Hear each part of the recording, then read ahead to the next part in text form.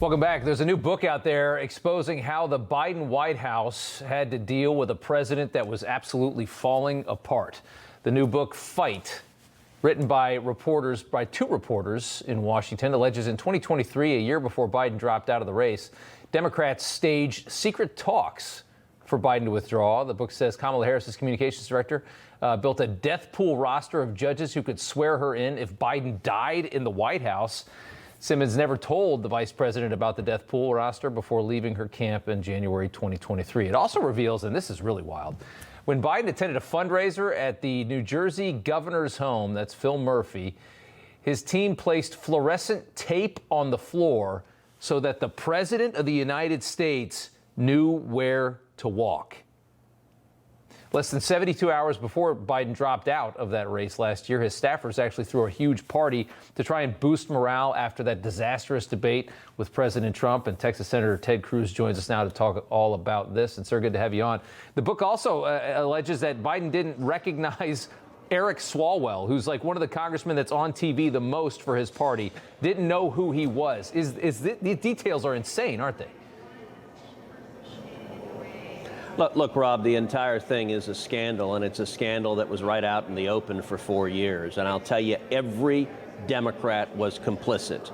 Kamala Harris was complicit. Every member of the Biden cabinet was complicit. Every Democrat senator was complicit. Every Democrat House member was complicit. They all knew that Joe Biden was suffering from dementia. They knew that he could not function. They knew he could not serve as commander-in-chief. By the way, our enemies knew that as well. America was at enormous danger because no enemy of America was afraid of Joe Biden. He was an addled man, no longer with the mental capacity to do his job. They all knew. And Rob, you know who else knew? The entire corporate media. ABC, NBC, 100%. CBS, CNN, MSNBC. They all engaged in active lying, and in fact, they would ridicule you, they would attack you, they would come after you. When I said over a year ago that I believe Joe Biden was not going to be the nominee, the corporate media mocked me for spreading crazy conspiracy theories. They might as well said I had a tinfoil hat on. It was the reality that they knew, and they happily and willingly lied to the American people, and they did it over and over again. Yeah. I want to turn, Cory Booker put on quite a display yesterday. I think he talked for about 25 hours straight in some kind of defiance to Trump and Elon Musk. It was a huge, seeking attention kind of a moment. He didn't really have much of a basis to it. They're treating him like he is a hero.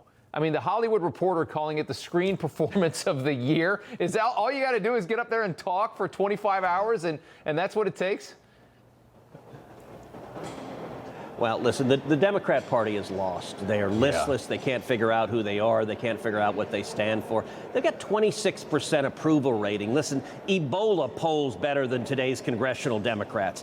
They're in trouble. And by the way, the Hollywood Reporter, listen, if the Hollywood Reporter is praising you, that tells you you are badly off track. That's exactly. Hollywood hates Donald Trump. The Democrats hate Donald Trump. You know what? The American people re-elected Donald Trump. And I got to say, I will tell you what I was annoyed about, though, which is Cory Booker yesterday in his 25-hour filibuster broke my previous record of 21 hours. And I will confess, about 10 minutes before he broke the record, I did tweet out, as Cory's about to break my record, I'm contemplating pulling the fire alarm with a hat tip to Jamal Bowman. I didn't do that. It was April 1st. But look, we already had one Democrat pull the fire alarm to try to stop a vote. Listen, I will say I do think there's a substantive difference.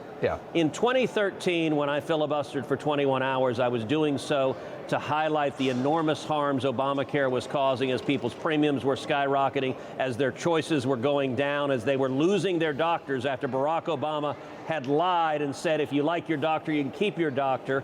And I got to say, that filibuster in 2013 energized the voters and helped lead to one of the biggest landslide victories we've ever seen in 2014. I don't think Cory Booker's is going to do that. Yesterday was just a screed that he hates Donald Trump. We knew that before he started. There you go. Senator Ted Cruz. Good answer. We appreciate you, sir. Thank you so much. You know, everybody's reporting the same stories, the same spin. You turn the channel, it's always the same. But not us. We're different. We report the real news. No spin, just the facts. Turn to us, and you won't turn back. Tune in to Rob Schmitt tonight on Newsmax.